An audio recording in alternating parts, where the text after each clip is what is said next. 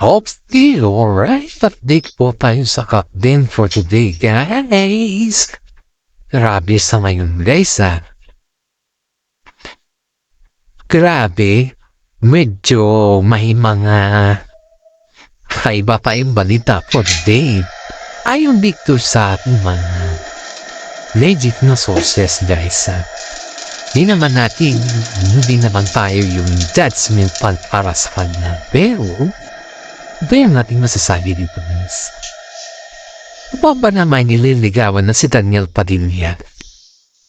Ito yung tanong ng mga fans sa atin na hindi pa natin nakikonfirm yan.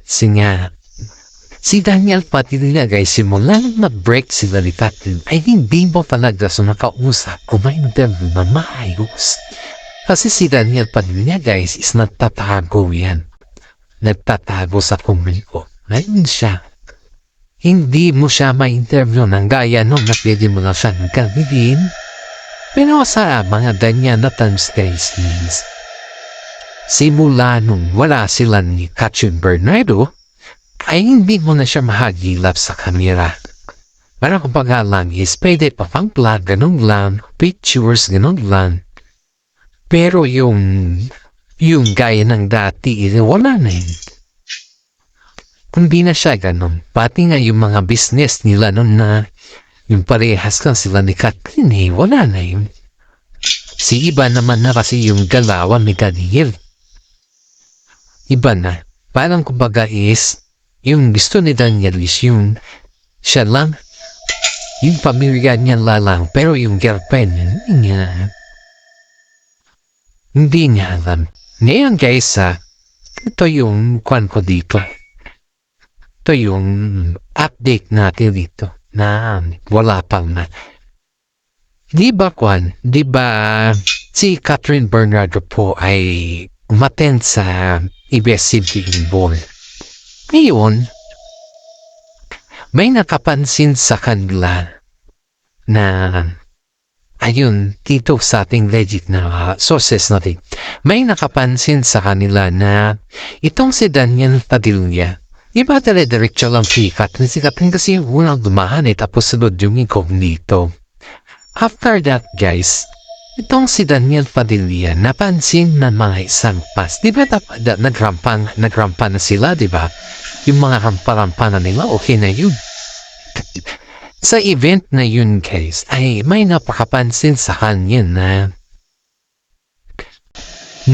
di ba tapos na silang nagrampa, muna si Catherine, tapos si Tomnipo. Tapos, nasa event na sila, o sa loob na, di ba? Yun na. Mga sayawan, mga inuman, nandiyan na lahat. Kasi nga, ang ABS-CBN kasi, guys, kapag yan ay magic ball, hindi lamang yan pagandahan o katawan o pagandahan ng ground, kundi may mga funding na may mga big event din yan. Kasi, ang pasiyo, kasi, yan, dyan mo makikita yung tinatawag na ano din mo matching move lang sa artista. Ngayon, ito yung kwanan. Ngayon, guys, itong si Daniel Padilla, nikop downward kung yan mapa. Yan ito sa ating legit sources medyo nakaimam ata daw ng pungki. Likot daw ng kanyang mata. At pinipilit daw niya na parang inuusahin sa kaibigan niya na lapitan mo si Catherine para kausapin ko, lapitan mo si Catherine para kausapin ko. Parang ganun daw kasi takot pala si Daniel. Dito dito sa ating legit na sources takot pala si Daniel kay Mami Ming, guys. Yes. Kasi si Mami Ming pala, may rules pala yan kay Daniel na in-against nila. Kumbaga is, binayulit ni Daniel. Kaya, itong si Mami Min, dito niya na lang nalaman na na-violate ni Daniel yung rules niya.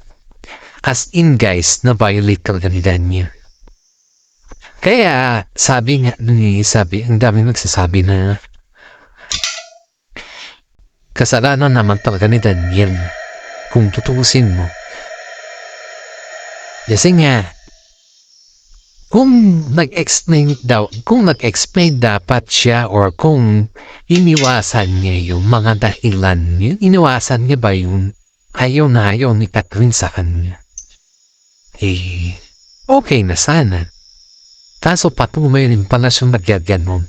Tapos pag magkasama lang pala sila ni Catherine, guys, is parang okay man. Hindi mo maintindihan. Parang hingin-hingi daw pa si ni Daniel kay Catherine ng guys is magkaroon ng mga space kasi matagal na daw silang karoon ng tiwala kasi matagal na daw sila. Pero si Catherine, syempre wala pa siyang tiwala hanggat hindi pa sila kasal ni Daniel Padlaga naman talaga. Kahit 12 years kayo kung kasal na lang iturang eh. Sa mata ng tao, very confident yan. Oo, ganito, ganyan. Pero pagdating pala kay Catherine Bernardoes is wala din pala to. Kumbaga is walang sense. Yun pa yung totohanan dyan. Yan ang pala katindig yung trauma na nakuha ni Catherine kay Daniel. Ngayon, ang sinasabi ng mga karamihan is sobrang likot na mata ni Daniel dun, guys. Sabi ng mga karamihan is bakit? So, ang napansin ng mga karamihan sa kanya, guys, medyo lasing na daw si DJ, si Boy. Inom na raw natin. Medyo lasing na daw si Boy. Hindi pa nga medyo lasing na daw si Boy. Tapos, tinawag yung kaibigan niya. Nitaka kay Catherine para kausapin kung ano siya. Pero itong si Catherine na to, hindi naman daw. Parang baga i-ignore niya lang yung kaibigan niya. Dahil hindi nakapagbigyan or dahil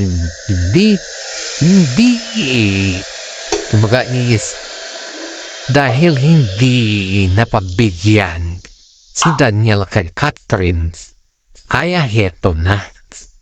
Pumunta na siya kay letter B, kay young actress. Hindi daw niya napigilan yung sarili niya na pumunta kanya. Abang nila, nagkalat talaga si DJ nagkalat talaga si Boy sa Magic, sa Star Magic Ball na event. Doon nila napagtanto na confirm daw yung issue sa kanila.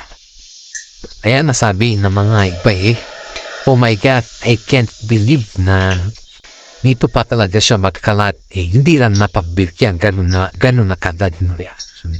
See? How pathetic, kumbaga ba? Parang hindi mo ma-imagine na sa dami ng mga eksena sa kanila. Sa dami ng mga, alam mo na, dun pa talaga siya magkakalat. Diba parang ang sakit naman sa part ni girl na ganun na lang tapos hindi makalat si Boy. Diba? So, parang dating kasi guys is wala daw plano si Boy na makipag-ayos kay her. Pero parang mapilitan daw siya dahil ang dami daw tao na nakatingin sa kanila. Alam mo ba yung eksena na parang namalusot pa si Boy? Parang namalusot pa si DJ dun sa mga tao na nakatingin daw sa kanila. Parang kumbaga is na umusta na long time mo si dito sa girl. Pero ito daw si Catherine mo. Parang okay lang daw kay Catherine pero ang sabi ng kaibigan ni Catherine, syempre nasa public yun, sabihin ni Catherine na kamukon na siya, okay lang sa kanya si Van. Pero wag na yung idahilan ni Boy na ginawa niya lang daw yun para masaktan daw si girl, si Catherine. Sabi naman ni Catherine, sa anong dahilan naman na nasaktan si Nico na iba? Kasi matagal naman na daw silang baga at wala namang dahilan para masaktan pa si girl. Yun yung sinasabi ng mga kaibigan Captain. Pero in fairness guys, talagang lubok daw si Boy. Parang may hangover hindi mo maintindihan. Pati nga daw yung nanay niya. Siyempre si Boy ba? Itong si Boy, siya kasi yung pera niya kasi yung kung ginagamit sa pamilya niya. Parang siya yung breadwinner sa lahat eh. Siya lahat, sa lahat, mas sa lahat. Siya yung breadwinner sa kanila. Ngayon, parang ang gusto kasi ni Boy ay yung magkaroon na ng separation. Parang gusto niya na magkaroon na ng pamilya. Ito naman si girl. Ito naman yung manay ni Boy. Parang, wag mo na anak kasi may kapatid ka pa na mag-aral. May kesa ganito, kesa ganyan. Kaya itong si Boy, iniisip niya palagi, mga kapatid niya, hindi niya na iniisip yung kanyang sarili. Kaya yung pakutsaba ng side ni Thur. Ito pala si Boy rin guys. Ito si TJ. Si Boy, ayaw ko kasi mabanggit ang pangalan niya guys. Itong si Boy, nakautan din pala ito kay girl. Si actress. Si yan actress. Nahintan pala ito kay yan actress guys. Kaya pala, ganun pala sila sa mata ng media, hindi sila, they are not friends. Pero pag yung reality, kung pala ng ambag ni bata ni young actress kay girl dun sa kapatid ni Boy. Yeah. Ngayon, alam, ang kwentong pasiyan guys is nakarating lang sa amin, pero alam ni Katla, yan, kaya daw siya bumitiw kaagad. Dahil, di ba, ang relasyon naman give and take. Ngayon, may problema siguro si lalaki noon. Hindi niya ata masabi-sabi kay ka. Pero ang problema pala is about sa finansa. Kasi itong si lalaki pala guys, di ba, kita kumakanta itong si lalaki na tuwi. Samantala si Catherine ay umiiksi na, di ba? Itong si lalaki na pa kumakanta siya. Sa kanyang pagkanta guys, parang kumbaga hindi masyadong matunog yung kanyang pangalan. Kumbaga lang, parang kumanta lang siya, ganon. Ganon lang, pero hindi yung kagaya ng dati na malakas yung kanyang pangalan ba. Pero sa ngayon is parang ang hina. Yun yung obserbasyon ng mga tao dito. Parang sa gayon, guys, is sobrang hina na yung kanyang pangalan. Kaya itong si si batang girl ay parang pinatok niya yung naging kafulanan. Yung mid-boy. Kaya nagkaroon ng sarkupan. Parang kumbaga guys is parang si young actress ang nagbigay kay Boy ng hudyat para magkaroon sila ng secret relationship. At iyan guys ay matagal na pala. Pala na booking ni Catherine sila ay taon na pa nakalipas. Yeah. Kaya po ang iniisip ng mga cat din ay napakaswerte ni Alden Richard kay Catherine Bernardo dahil pinakita talaga ni Catherine atibayan. You know guys, ko may alam din si Alden patungkol sa issues na pabot sa amin kay Boy at saka si girl, young actress. Dahil bago naman pumasok si Alden sa mga issues ay paano kumbaga naging post ni si Catherine. Doon siguro mag-open maps happening. Kaya itong si Alden po ay alam niya kung ano history behind sila Catherine at itong si Boy.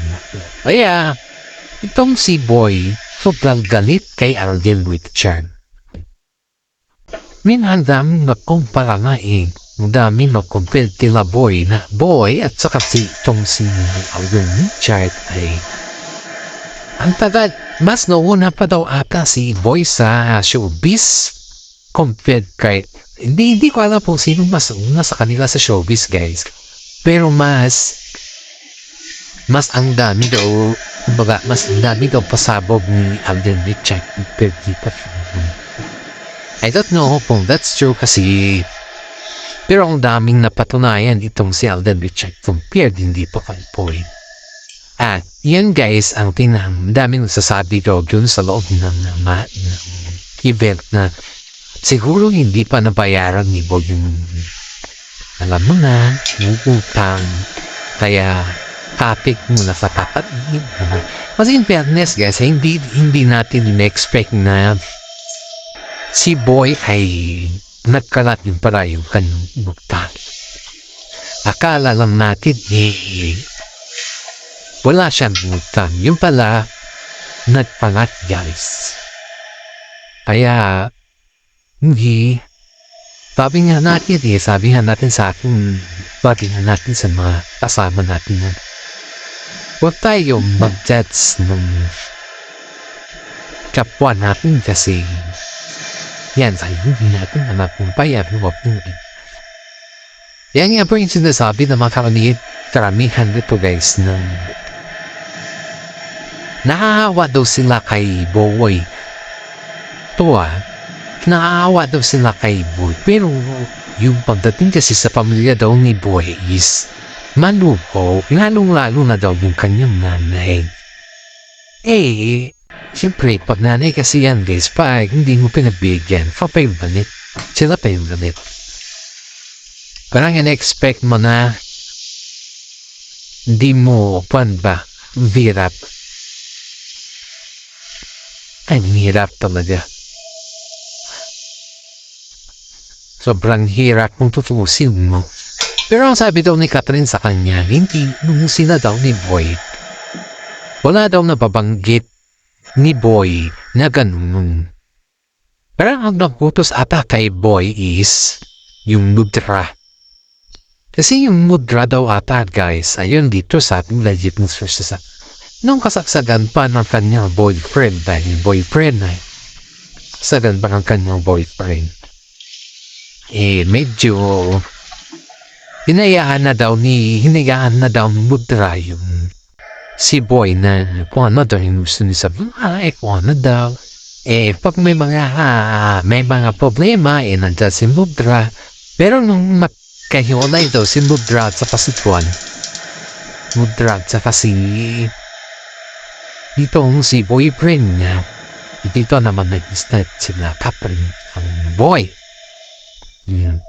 Kaya pati itong si mudra nagkikuusap kay Alden Richard pa not pwede is magkaayos sila Catherine tsaka itong si Boy.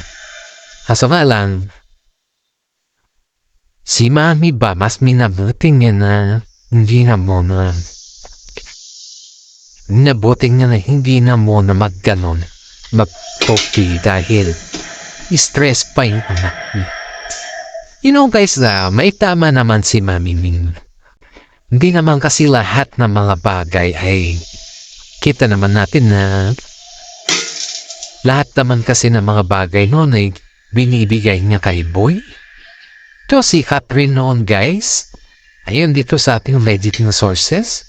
Yung mga things naman meron kumbaga is ang priority niya talaga ito noon is si Boy. So ano daw gusto ni Boy? Okay lang daw sa kanya noon eh. Kaya awang-awa yung mga kasama nila si Showbiz kasi halos gusto ni Boy noon guys. Kaya nakukuha niya kahit ayaw pa yan ni Catherine. Kahit daw baga is parang nalalapat na yung rights ni Catherine sa kanilang dalawa. Baga is okay lang yun as long as na masaya daw siya. Lalo-lalo na pag yung makikita niya na yung sikat si Catherine compared sa kanya. Parang ayaw niya yun. Oo, ganun daw si Boy guys. Parang ayaw niya na sabihan mo na mas ang daming kwan ni Catherine. Pati naman si Boy ganun ba? Kasi ayaw niya yun. Ayaw ni Boy na naririnig yung ganun. Gusto niya yung silang dalawa. Siyempre, kwan naman siya. Silang sunan. Ayaw niya talagang may umaangat. Mas gusto niya yung may angat talaga sa kanila. Ganun siya. Ganun kaya bang itong si Boy nagsimula. Pero Sabi nga nila, lahat ay may hangganan. Kaya, yun. Hanggang nawala na rin yung swerting. At ito na yung naging resulta. Kaya nasabi nila kay Alden na wag masyadong maging pampante. Kasi hindi mo alam yung mga panahon na yung gaya nangyari ngayon na kahit taon kayo tapos may biglang umeksena o diba? Kaya ito na yung nangyayari sa ngayon guys na parang sinasabi na kailangan mo rin magtira sa iyong sarili. Daming nagsasabi kay Alden Richard na wag mo nang bitawan pa. Kasi pag bibitawan mo pa yan, sayang kasi. Mas maraming achievement yan compared kasi ang daming achievement ni Catherine guys, sa totoo lang. Imaginin mo, teenagers pa lang sila, may Lamborghini na silang dalawa. O, ganon, imagine mo yun Tapos, nakapapatayo may dream house kasi si Catherine sa kanyang pamilya at matagal na yun na pinaplano niya. Medyo hindi lang kasi siguro, wala pa kasi siguro silang kumbaga is yung earnings by ulam. So kasi nila yung siyempre dream house yan dream house ng family mo. So kailangan magpagandahin. Yan yung tinatawag na dream house. Kaya sabi ng mga netizen guys na sobrang swerte ni Tisoy sa Catherine. Kasi si Tisoy ay pinamulat talaga kay Catherine na lahat sa mga bagay ay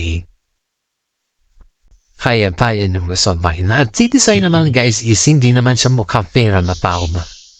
Kumbaga is may sarili din siyang pera at ang laki ng income ni Tisoy guys mas malaki yung income niya compared kay Kwan, alam mo na.